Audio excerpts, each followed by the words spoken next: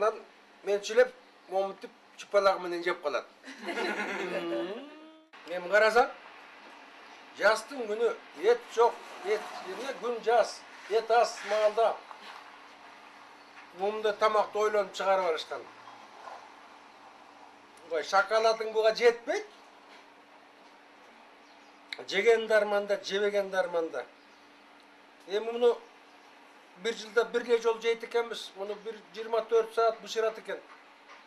10 күндө аяртат экен. Азап менен бүтөт экен.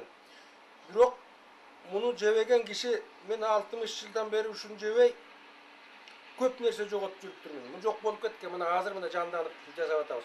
Муну эми ар бирөө бөлө жазаш керек. Бул байга орусча айтканда дело чести деп кой, бул намыстын иши экен.